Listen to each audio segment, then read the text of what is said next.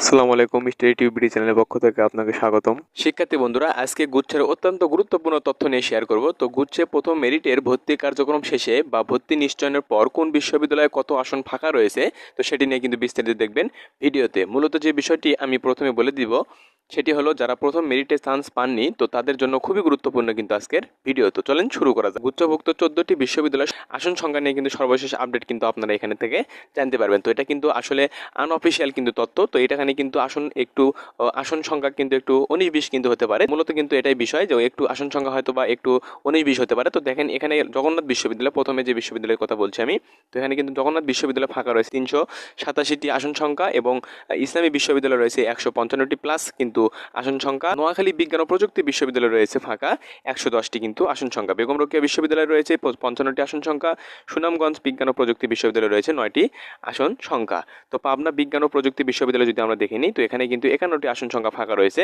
পটুয়াখালী বিজ্ঞান ও প্রযুক্তি বিশ্ববিদ্যালয় রয়েছে 8টি, মাত্র কিন্তু 8টি আসন সংখ্যা ফাঁকা রয়েছে পটুয়াখালী বিজ্ঞান ও প্রযুক্তি বিশ্ববিদ্যালয়। তো এটা কিন্তু আমি আবারও বলে দিই, আনঅফিসিয়াল তথ্য, একটু বিষয় হয়তো বা হতে পারে, তবে এটা কিন্তু সর্বশেষ আমরা কিন্তু আপডেটটি জানতে পেরেছি। তো পরবর্তী যেগুলো বিশ্ববিদ্যালয় রয়েছে আমরা একটু দেখে নিব। তো দেখেন তারপরে লেখা আছে রবীন্দ্র বিশ্ববিদ্যালয় ফাঁকা রয়েছে মাত্র কিন্তু 8টি আসন সংখ্যা। শাহজালাল বিজ্ঞান ও প্রযুক্তি বিশ্ববিদ্যালয় রয়েছে সিট ফাঁকায় 348টি আসন সংখ্যা।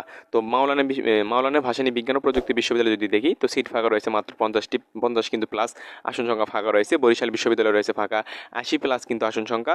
কুমিল্লা বিশ্ববিদ্যালয় রয়েছে ফাঁকা আসন 72টি প্লাস কিন্তু আসন সংখ্যা। বঙ্গমাতা শেখ ফজিলাতুন্নেসা মুজিব বিশ্ববিদ্যালয়, বিজ্ঞান ও প্রযুক্তি বিশ্ববিদ্যালয় কিন্তু ফাঁকা রয়েছে 17টি আসন সংখ্যা। বঙ্গবন্ধু শেখ মুজিবুর রহমান ডিজিটাল বিশ্ববিদ্যালয় রয়েছে 43টি আসন সংখ্যা ফাঁকা। আপনাদের মাঝে যদি আরেকটা আপডেট আমি জানিয়ে রাখি, তো দেখেন এখানে কিন্তু বঙ্গমাতা শেখ ফজিলাতুন্নেসা মুজিব প্রযুক্তি বিশ্ববিদ্যালয়ের কিন্তু এই আপডেটটি। তো দেখেন এখানে প্রথম ধাপে ভর্তি সম্পন্ন হয়েছেন কিন্তু 96.78% কিন্তু ভর্তি হয়েছেন প্রথম ধাপে, এবং বঙ্গবন্ধু শেখ ফজিলাতুন্নেসা মুজিব বিজ্ঞান ও প্রযুক্তি বিশ্ববিদ্যালয়ের প্রথম দফায় স্নাতক সম্মান প্রথম বর্ষে মোট 241 জন শিক্ষার্থী কিন্তু ভর্তি হয়েছেন। এই বিশ্ববিদ্যালয়ের 7টি বিভাগে কিন্তু মোট আসন সংখ্যা 250। প্রথম দফায় 249 শিক্ষার্থী কিন্তু বঙ্গমাতা শেখ ফজিলাতুন্নেসা মুজিব বিজ্ঞান ও প্রযুক্তি বিশ্ববিদ্যালয়ে ভর্তির জন্য মনোনীত হয়েছেন। তো এর মাঝে কিন্তু 241 জন কিন্তু তাদের ভর্তি নিশ্চিত করেছেন। তো এই হিসেবে ভর্তির হার 96.78%। জিএসটি গুচ্ছভুক্ত 24টি বিশ্ববিদ্যালয় 2023-24 শিক্ষাবর্ষের স্নাতক সম্মান প্রথম ধাপের ভর্তি কার্যক্রম গত কিন্তু 5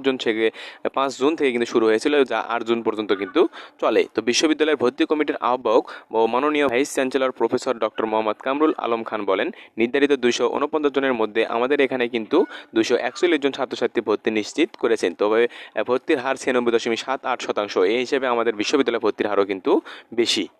তো এই আপডেটটি আপনাদের জানিয়ে রাখলাম। তো এবার আমরা চলে আসবো মাইগ্রেশন সম্পর্কে। ধরেন আমি কুমিল্লা বিশ্ববিদ্যালয়ের এডুকেশন সাবজেক্টে আমি পেয়েছি, তো এখানে ওয়েটিং লিস্ট কিন্তু দেখাচ্ছে। এখানে ধরেন আমি সিলেক্টেড হয়েছি, তো এখানে কিন্তু এস লেখা থাকবে সেহেতু। তো এ যদি লেখা থাকতো তাহলে কিন্তু দেখেন 3 নম্বর যে সাবজেক্টটি যদি এখান থেকে আমি পেয়ে থাকি সিলেক্টেড, মাইগ্রেশনে আমরা তাহলে কি সাবজেক্টটি পাবো? তো এটা কিন্তু আমাদের মনে প্রশ্ন জাগে। তো মাইগ্রেশনের যে সাবজেক্টটি আমরা পাবো সেটা হচ্ছে ওপর দিকে।